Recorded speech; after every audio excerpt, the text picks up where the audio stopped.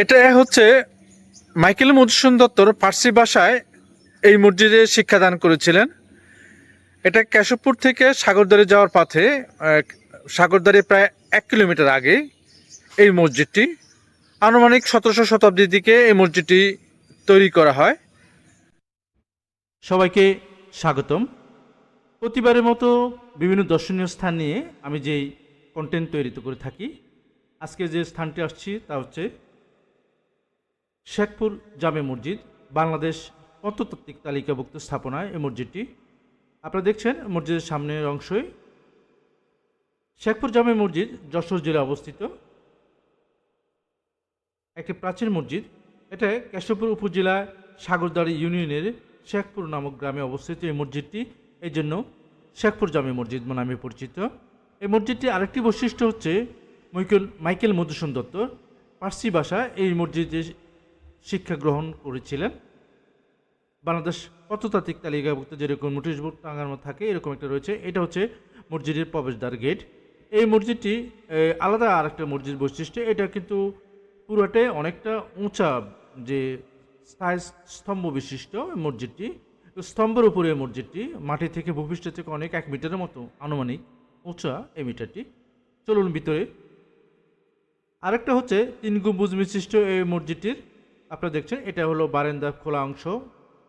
এই বারান্দা, এখানে আরেকটা প্রবেশদ্বার রয়েছে, দুই পাশে 2টা প্রবেশদ্বার রয়েছে। 3 গম্বুজ মসজিদটি অনেকটা মুঘল আমলের স্থাপত্যের অনেক রকম বই প্রকাশ সেখানে দেখা যাচ্ছে। আপনারা দেখছেন মসজিদটির। অনুমান করা যায় মুঘল শাসন আমলে যশোর অঞ্চলে অনেক স্থানেই মুঘল শাসকগণ বিভিন্ন স্থাপনা ও মসজিদ নির্মাণ করেন।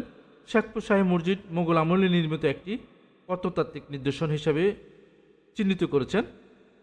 মুঘল সম্রাট আওরঙ্গজেবের শাসন আমলে স্থাপনা তৈরি করে বলে অনেকে মনে ধারণ করেন এই মসজিদটি।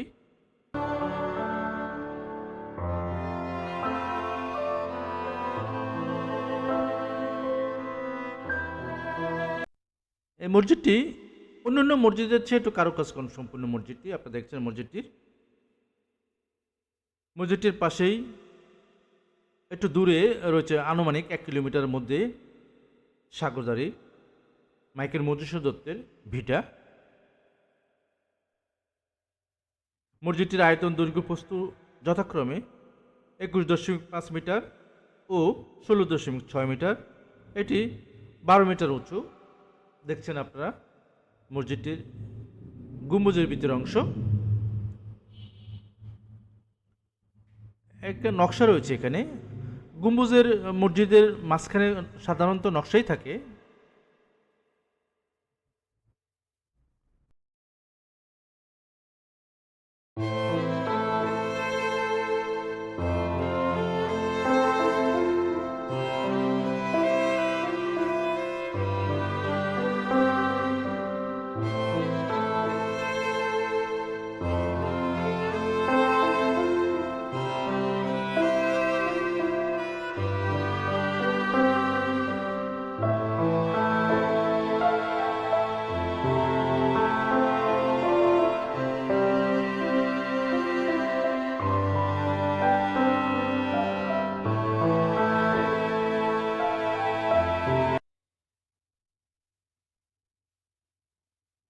দেখছেন পরবর্তীতে এইরকম কোনো দর্শনীয় স্থানে আবার নতুন কোনো ভিডিও নিয়ে আপনাদের সামনে আমি আসব।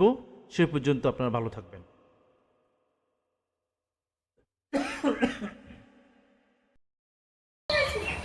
সবাইকে স্বাগতম জানাচ্ছি। আমার পিছনে এই যে ভাস্কর্যটা দেখছেন তা হচ্ছে মহাকবি মাইকেল মধুসূদন দত্তের ভাস্কর্য।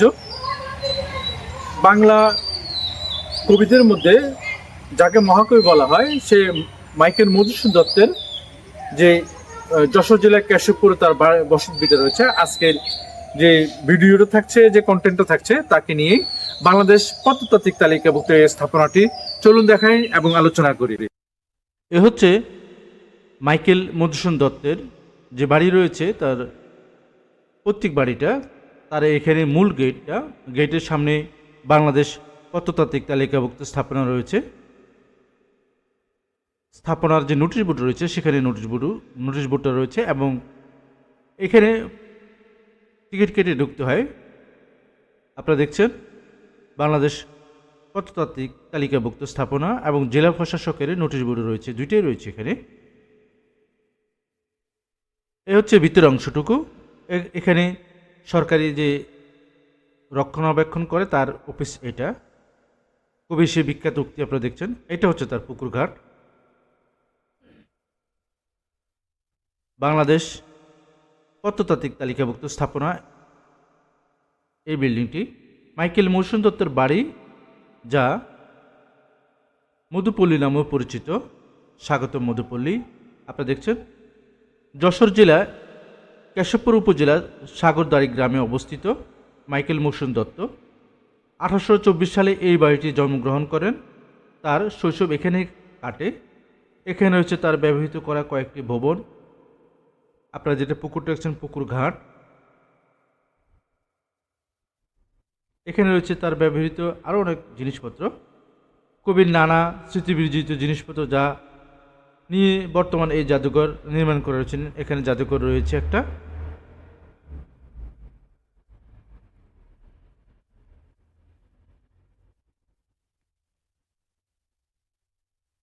মাইকেল মধুসূদন দত্তের বাড়ি সম্পর্কে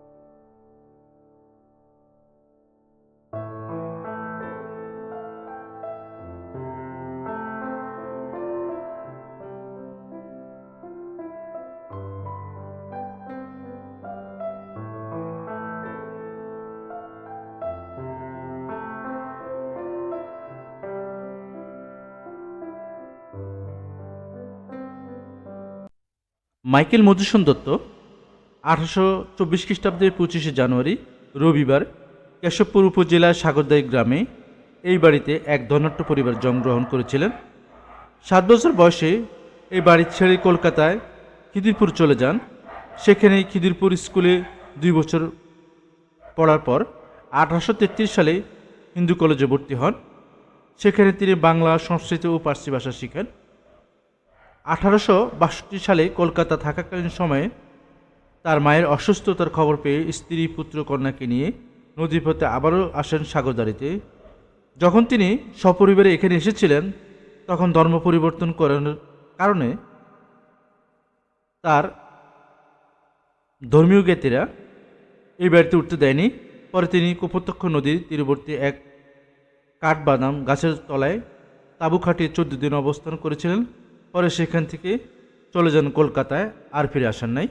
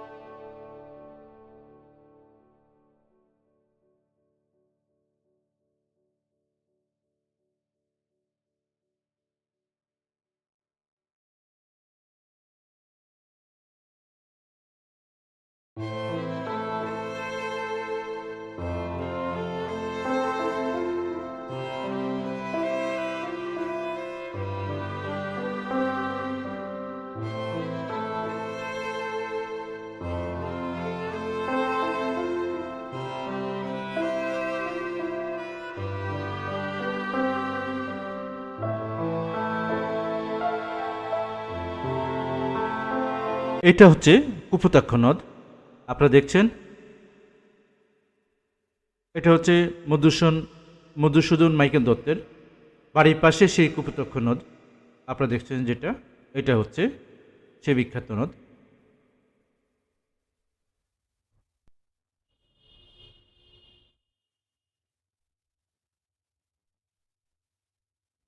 বাংলাদেশের এরকম উল্লেখযোগ্য দর্শনীয় স্থান যদি ভালো লেগে থাকে, সম্পর্কে জানতে আগ্রহী থাকেন, আমার চ্যানেলটাকে সাবস্ক্রাইব করে দিবেন, যাতে এরকম আর দর্শনীয় স্থান সম্পর্কে আপনি জানতে পারেন। আমি এখন যে জায়গাটা আছি তা হচ্ছে মির্জানগর হাম্মামখানা। সম্রাট আকবরের সময়কাল এই হাম্মামখানা তৈরি করা হয়। মোটামুটি বাংলাদেশ প্রত্নতাত্ত্বিক তালিকাভুক্ত স্থাপনা এটা। আমি দেখাচ্ছি আপনাদেরকে।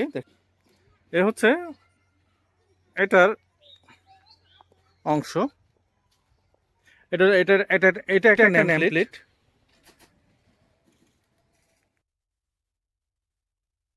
মির্জানগর নবাববাড়ির হাম্মামখানা বাংলাদেশ যশোর জেলায় কপোতাক্ষ নদীর দক্ষিণ তীরে মির্জানগর গ্রামে অবস্থিত এই স্থাপনাটি।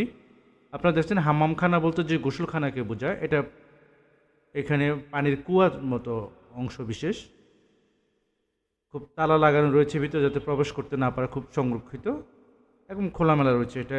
এখন অনেকটা গম্বুজ আকারে বিশিষ্ট। বাংলার সুবেদার শাহ সুজার শালকপুত্র মির্জা সফসি খান ১৬৪৯ খ্রিস্টাব্দে যশোরে ফৌজদার নিযুক্ত হন। তিনি কেশবপুর হতে ৭ কিলোমিটার পশ্চিমে কপোতাক্ষ ও বুড়িমদ্রা নদীর সঙ্গমস্থলে ত্রিমোহনীতে নামক স্থানে বসবাস করতেন। তার নাম অনুসারে এই এলাকাটির নাম হয় মির্জানগর। ত্রিমোহনী এবং কেশবপুর রাস্তার পাশেই মির্জানগর নবাববাড়িটি এবং নবাববাড়ির এই হাম্মামখানা অবস্থিত। ভিতরে অংশ দেখছেন আপনি, এই ভিতরে অনেকটা এরকম। হাম্মামখানা বলতে আমরা গোসলখানাকে বোঝাই, এটা গোসলখানা নবাবদের, এরকম একটা বিশেষ স্থান। এটা এখনও সংরক্ষিত অরক্ষিত, মানে খুবই যত্ন সহকারে রয়েছে। আর অন্য অন্য স্থানগুলো এত ভালোভাবে নেই। আপনারা দেখছেন ভিতরের অংশটুকু। সম্রাট আওরঙ্গজেবের আমলে নুরুল্লাহ খান ফৌজদার নিযুক্ত হন। তিনি বুড়িমদ্রা নদীর দক্ষিণ পাড়ে কিল্লাবাড়ি স্থাপন করে সেখানে বসবাস করতেন। এটা পূর্ব পশ্চিম দীর্ঘ সুবিস্তার পরিখনন খনন করে এবং ৮-১০ ফুট উঁচু প্রাচীন বেষ্টনী করে এটাকে মতিঝিল নামকরণ করেন। এর একাংশ বরতখানা, জোনাল সহ হাম্মামখানা, গোসলখানা যা বুঝি আমরা, দুর্গের পূর্ব দিকে সদন তোরণ নির্মাণ করেছিলেন। এর চেয়ে ভিতরের অংশ। এইরকম আরও দর্শনীয় স্থান সম্পর্কে জানতে এবং দেখতে যদি আপনার ভালো লেগে থাকে, আগ্রহী থাকেন, আমার চ্যানেলটাকে সাবস্ক্রাইব করে রাখবেন। পরবর্তী এরকম যাতে আরও ভিডিও আপনারা দেখতে পারেন। সে পর্যন্ত ভালো থাকবেন। সবাইকে স্বাগত জানাচ্ছি। প্রতিবারের মতো নতুন নতুন যদি বিভিন্ন দর্শনীয় স্থান নিয়ে আপনাদের সামনে আসি। আজকে যে নতুন দর্শনীয় স্থানটা নিয়ে আসছি তা হচ্ছে মুরলীতে জোড়া শিব মন্দির। এটা যশোর পৌরসভায় যশোর খুলনা মহাসড়কের পাশেই এই জোড়া শিব মন্দিরটি অবস্থিত। আপনারা দেখছেন এই মন্দিরটি খুবই ঐতিহ্যবাহী এবং পুরাতন শিব মন্দির। প্রায় ৮২৩ বছর পুরনো এই শিব মন্দিরটি এখনও অনেকটা অক্ষত, মানে এত আধুনিক স্থাপনার মধ্যেও এটা এত এখনও কোনো ভেঙে পড়ে নাই। প্রায় ৮২৩ বছর, ২৫-২৪ বছর মতো বয়স একটা এই মন্দিরটির। যশোর পৌরসভার অন্তর্গত মুরলীতে যশোর জেলা মহাসড়কের পাশে অবস্থিত এই ঐতিহ্য জোড়া শিব মন্দির। সেন রাজবংশের সর্বশেষ রাজা ছিলেন লক্ষণ সেন। তিনি শিব ভক্তের পরায়ণ নিপীড়িত ছিলেন। রাজা লক্ষণ সেন বাংলা প্রত্যন্ত অঞ্চলে বহু শিব মন্দির প্রতিষ্ঠিত করেন, তার মধ্যে এটাও একটা। এর মধ্যে যশোরের জেলায় মুরালী গ্রামে জোড়া শিব মন্দির দুইটি খুবই মনোমুগ্ধকর। রাজা লক্ষণ সেন শিব ভক্তদের প্রজাদের জন্য ভৈরব নদের পশ্চিম তীরে ১১৮৯ খ্রিস্টাব্দে পাশাপাশি এই দুটি মন্দির প্রতিষ্ঠিত করেন। মন্দির বেদির উপর স্থাপন করা হয় যুগ শাসনের উদ্দিষ্ট প্রস্তুত নির্মিত এই শিব মূর্তিটি। আপনারা দেখছেন নকশা মন্দির গায়ে। এখন মন্দিরের ভিতরে যে শিব মন্দিরটি রয়েছে, মন্দিরের ভিতরে যে শিব মূর্তিগুলি রয়েছে এগুলো নতুন সংস্করণ। আপনারা দেখছেন ফুলের কারুকাজ।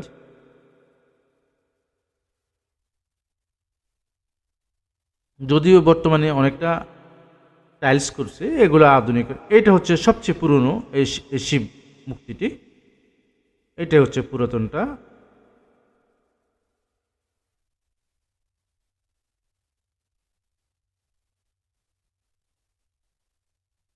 আপনারা দেখছেন এগুলো নতুন সংস্করণ, নতুন করে বসানো হয়েছে।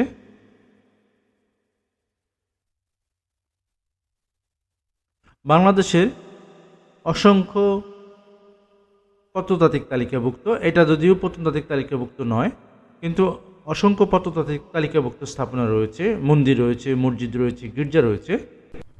আপনারা যদি এইরকম দর্শনীয় স্থান সম্পর্কে জানতে, দেখতে থাকেন, ভালো লেগে থাকে, বাংলাদেশের অসংখ্য প্রত্নতাত্ত্বিক স্থাপনার মধ্যে রয়েছে বিভিন্ন মন্দির, মসজিদ, এগুলো আপনার দর্শন স্থান হিসেবে দেখতে পারেন। আপনার জেলার দর্শনীয় স্থান হিসেবে আপনি এটা দেখে আসতে পারেন। আমার পেছনে যেটা দেখছেন সেটা হচ্ছে চাষরা শিব মন্দির। যশোর সদরে এই চাষরা শিব মন্দির অবস্থিত। এ হচ্ছে সড়কের পাশে চাষরা শিব মন্দির, বাংলাদেশ প্রত্নতাত্ত্বিক তালিকাভুক্ত স্থাপনার। এটা হচ্ছে যশোর বেনাপোল যে মহাসড়ক রয়েছে, সেই প্রধান মহাসড়কের পাশেই এই যশোর রোডের যে মহাসড়কটি রয়েছে, মূল এটার পাশে এই চাষরা শিব মন্দির আপনারা দেখছেন। চাষরা শিব মন্দির বাংলাদেশ প্রত্নতাত্ত্বিক তালিকাভুক্ত স্থাপনা। বাংলাদেশ প্রত্নতাত্ত্বিক তালিকাভুক্ত স্থাপনা যেরকম নোটিশ বোর্ড রয়েছে, সেরকম নোটিশ বোর্ডও রয়েছে এখানে। এটা হচ্ছে এই চাষরা শিব মন্দিরটি। এখানে ভিতরে, গেটের ভিতরে এরকম এই মন্দির সম্পর্কে বর্ণনা দেওয়া রয়েছে। যশোর সদর উপজেলা চাষরা গ্রামে অবস্থিত এই চাষরা শিব মন্দির প্রায় 322 বছরের পুরনো একটি ঐতিহাসিক স্থাপত্য নিদর্শন। এটা আপনারা দেখছেন দূর থেকে শিব মন্দিরের সামনে আমরা যাই, চলুন।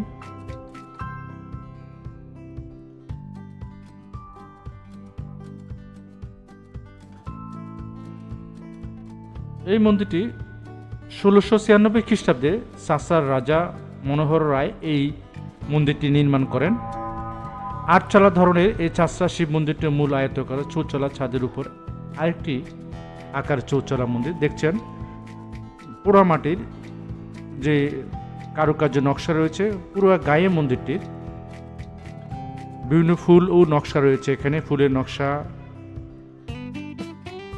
মন্দিরটিকে খুবই আকর্ষণীয় করেছে এই ফুলের নকশার কারণে।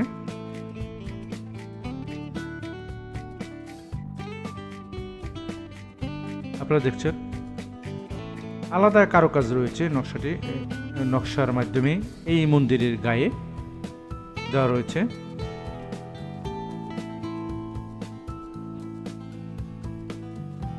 পূর্বমুখী, মূলত এই মন্দিরটি হচ্ছে পূর্বমুখী। চাষরা শিব মন্দিরের সামনে 3টি পিলারযুক্ত প্রবেশদ্বার রয়েছে। পোড়ামাটির পলকে নান্দনিক আর অলঙ্কৃত মন্দিরের দৈর্ঘ্য প্রায় 9.5 মিটার এবং প্রস্থ প্রায় 8.13 মিটার। পুরো মন্দিরটি চুন ও সুরকি দ্বারা তৈরি করা হয়েছে। আপনারা দেখছেন ইট, ফুল,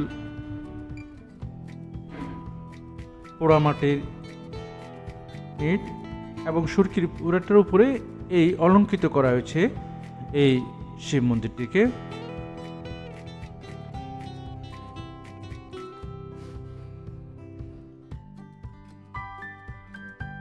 প্রখ্যাত ঐতিহাসিকবিদ সতীন্দ্রচন্দ্র মিত্রের 1914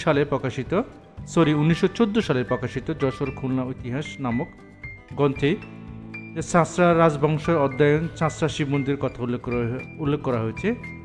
এখানে এই মন্দিরের শিব মন্দিরের যে শিবটা রয়েছে এটা নতুন সংস্করণ, এগুলো এখন বসানো হচ্ছে, আগেরটা এখানে নেই। এখানে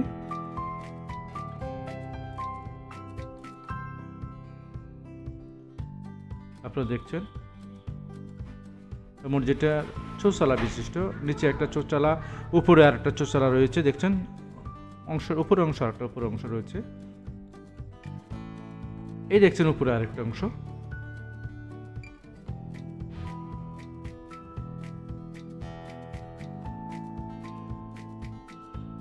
ফুলের নকশা, প্রচুর ফুলের নকশা সারা গায়ে মন্দিরটির।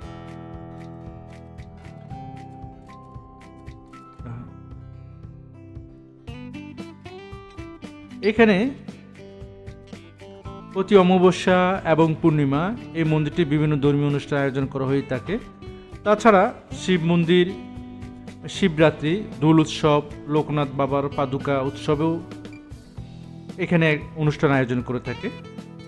দূর দূরান্ত থেকে দর্শনার্থীরা এসে যোগ দেয়।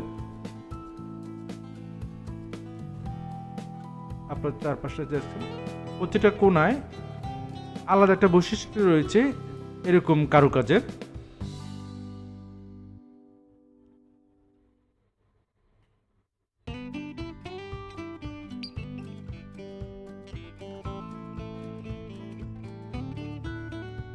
বাংলাদেশের অসংখ্য দর্শনীয় স্থান রয়েছে। বাংলাদেশ প্রত্নতাত্ত্বিক তালিকাভুক্ত অসংখ্য স্থানও রয়েছে, আপনারা অনায়াসে ঘুরতে পারেন, দেখতে পারেন।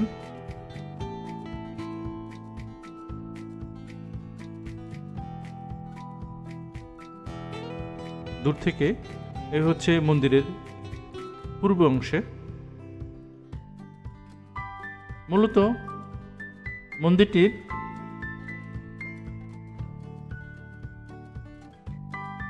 সামনের অংশে বেশ কারুকাজ রয়েছে।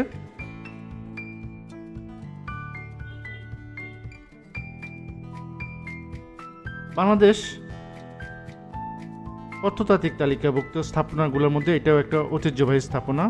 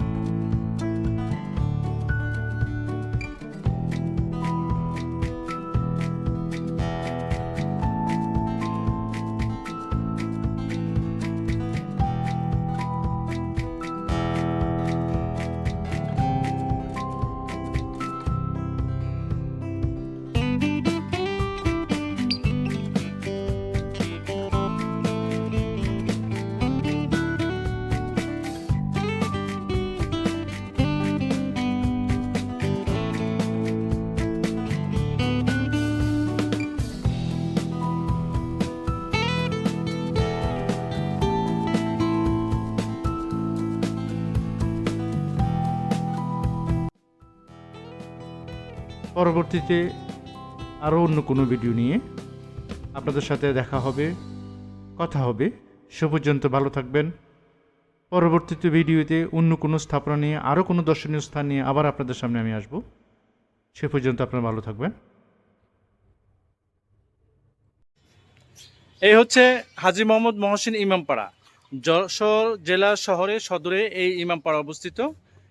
এটা হলো হাজী মোহাম্মদ মহসিন ইমামপাড়া জামে মসজিদ, মানে শিয়া সম্প্রদায়দের মসজিদ। এটা চলুন দেখাই এবং আলোচনা করি।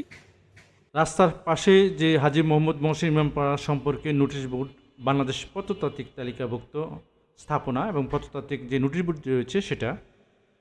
মূল নোটিশ বোর্ডটার ভিতরে আপনার যে সাদা ভবনটি দেখা যাচ্ছে, আমরা চলুন সেখানে যাই। এ হচ্ছে ভিতরের অংশে বাংলাদেশ প্রত্নতাত্ত্বিক তালিকাভুক্ত স্থাপনা যে ইমামপাড়াটি রয়েছেন সেটাই এখানে বর্ণনা দেওয়া হয়েছে। এটা হচ্ছে সেই ইমামপাড়া সম্পর্কে বর্ণনা। আর এটা হচ্ছে বাংলাদেশ প্রত্নতাত্ত্বিক তালিকাভুক্ত যে নোটিশ বোর্ডটি টাঙানো থাকে সেটা হচ্ছে এই নোটিশ বোর্ডটি। যশোর জেলার সদরে মুরালিতে এই ইমামপাড়াটি তৈরি করেন হাজী মুন্নুজান খানম, যিনি সম্পর্কে হাজী মোহাম্মদ মহসিনের বৈপত্তিক বোন ছিলেন। এটা হচ্ছে যে মসজিদটি রয়েছে, মসজিদটির পাশেই বাংলাদেশ প্রত্নতাত্ত্বিক তালিকাভুক্ত স্থাপনা বা প্রত্নতাত্ত্বিক তালিকাভুক্ত লোকজন এখানে থাকে। তাদের যে সম্পর্ক বর্ণনা রয়েছে এই ইমামপাড়ার সম্পর্কে, এখানে একটা নোটিশ ভিতরে রয়েছে এবং ওটা একটা জাদুঘর টাইপের আর কি। এই হচ্ছে জাদুঘরটা। এটা সম্পর্কে, ইমামপাড়ার সম্পর্কে এখানে এই জাদুঘরের মধ্যে বর্ণনা করা হয়েছে, আপনারা দেখছেন।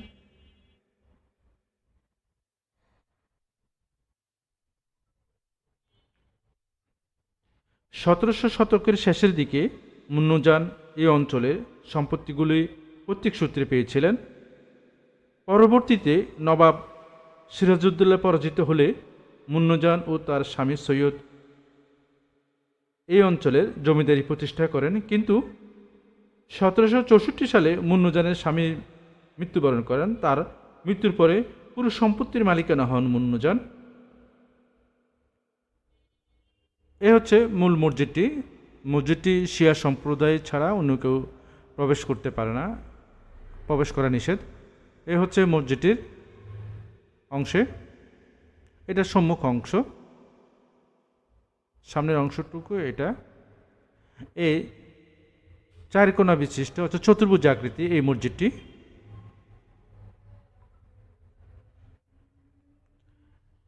আঠারোশো সালে তিনি মুরালিতে অন্যান্য স্থাপনার সাথে এই ইমামপাড়াটিও নির্মাণ করেন। 1803 সালে মুন্নুজানের মৃত্যুর পূর্বেই এই ইমামপাড়া সহ সব সম্পত্তি হাজী মোহাম্মদ মহসিনকে দিয়ে দেন। 1987 সালের 19 মার্চ বাংলাদেশ সরকার এই ভবনটি, এই স্থাপনাগুলো বাংলাদেশ প্রত্নতাত্ত্বিক তালিকাভুক্ত স্থাপনা অন্তর্ভুক্ত করেন। আপনারা দেখছেন এই হচ্ছে হাজী মোহাম্মদ মহসিন ইমামপাড়া, যা যশোর জেলার সদরে মুরালিতে।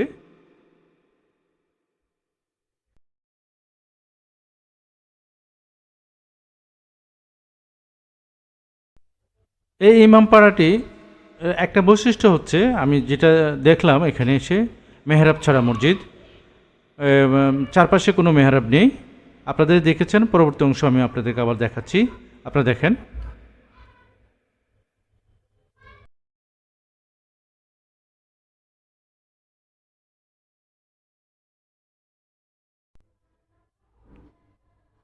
এ হচ্ছে এটার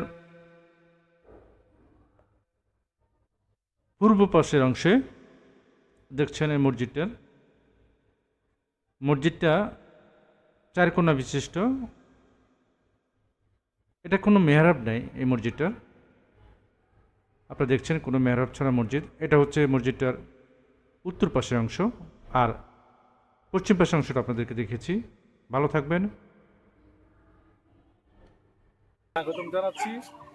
আজকে যে বিষয়টা থাকছে, বাংলাদেশের যে স্বাধীনতা যুদ্ধের জন্য অসামান্য ভূমিকা রাখার জন্য যে 7 জন বীরশ্রেষ্ঠ রয়েছেন, তাদের মধ্যে একজন হচ্ছে এই শেখ নূর মোহাম্মদ। আজকের যে ভিডিওটা থাকছে তা হচ্ছে শেখ নূর মোহাম্মদকে নিয়ে। বাংলাদেশের স্বাধীনতা যুদ্ধের জন্য তার ভূমিকা ছিল অপরিহার্য ভূমিকা। চলুন দেখাই এবং আলোচনা। এ হচ্ছে বীরশ্রেষ্ঠ ল্যান্স নায়ক নূর মোহাম্মদ শেখের সমাধির আজকের গন্তব্যের পথ। আমার নূর মোহাম্মদ শেখ মোহাম্মদের সমাধির এই পথটা দিয়ে আমি যাব। আর চলুন আলোচনা করি তার সম্পর্কে। যশোর জেলা থেকে 47 কিলোমিটার দূরে শর্ষা উপজেলা। শর্ষা উপজেলা থেকেই 18 কিলোমিটার দূরে এই বীরশ্রেষ্ঠ নূর মোহাম্মদের সমাধিস্থল।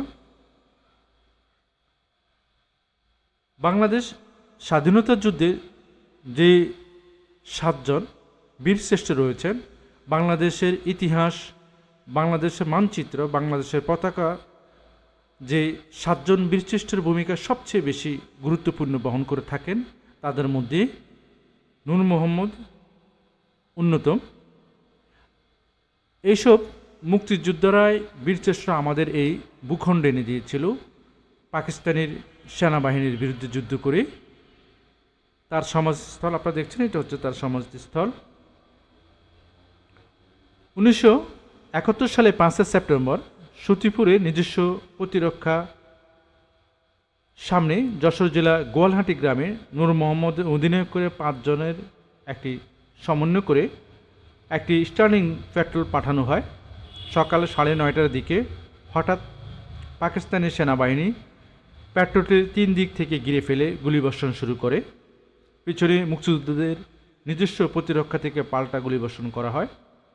তবু পেট্রোলটি উদ্ধার করা সম্ভব হয়নি। এক সময়ে সিপাহী নান্নু মিয়ার গুলিবদ্ধ হয়ে মাটিতে লুকিয়ে পড়লেই নূর মোহাম্মদ নান্নু মিয়াকে কাঁধে তুলে নেন এবং হাতে LMG দিয়ে আলোর পাতারি গুলি চালাতে শুরু করলে শত্রুপক্ষের পিছনে সরতে বাধ্য হয়। হঠাৎ করেই শত্রুর মাটানে একটি গোলা এসে লাগে তার ডান কাঁধে, যাতে তিনি মারাত্মকভাবে আহত হন। এখানে শেখ মোহাম্মদ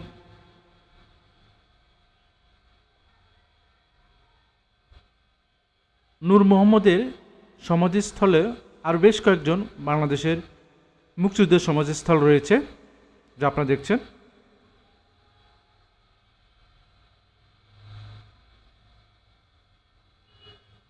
দেখছেন আপনারা সিপাহী এনামুল হক,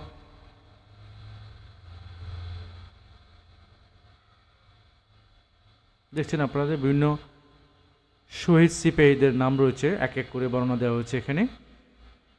এখানে আরও 7 জন মুক্তিযোদ্ধাদের কবর রয়েছে পাশে।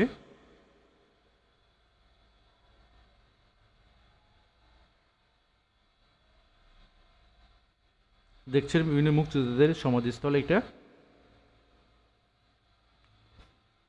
শত্রুর গোলায় আঘাত হওয়া মাত্র আহত নান্নু মিয়াকে বাঁচানোর জন্য আকুল হয়ে ওঠেন নূর মোহাম্মদ শেখ। হাতে এলএমজি নিয়ে সিপাহী মোস্তফাকে নিয়ে নান্নু মিয়াকে চলে যেতে পারলেন এবং সিপাহী মোস্তফা রাইফেল চেয়ে নেন। যতক্ষণ পর্যন্ত নিরাপদ দূরত্ব সরে যেতে না সক্ষম হন, ততক্ষণ পর্যন্ত এই রাইফেল চালিয়ে গিয়ে সৈন্যদের অগ্রসর ঠেকিয়ে রাখবেন, এই চিন্তাই করেন বীরশ্রেষ্ঠ নূর মোহাম্মদ।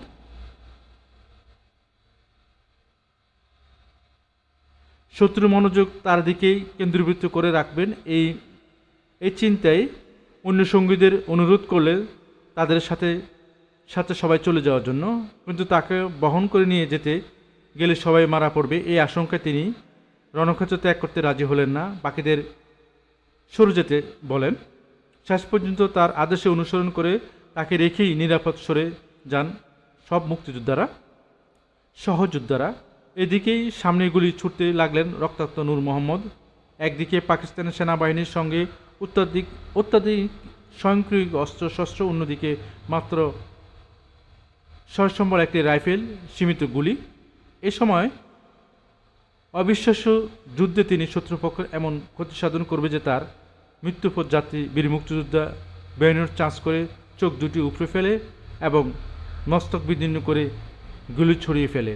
পরে প্রতিরক্ষা সৈন্যরা এসেই পাশে একটি বাঁশঝাড় থেকে তাকে মৃত উদ্ধার করে তার নৃশংসভাবে হত্যা করা হয়।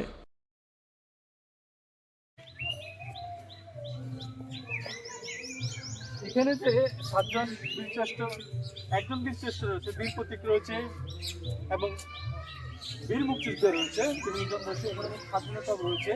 আর ঠিক উল্টা পাশে রয়েছে বর্তমান আধুনিকায়ন করে তার সমাজস্থল করা হয়েছে, সেটা হচ্ছে মূলত অরিজিনাল যে সমাজস্থলটা তা হচ্ছে এটা।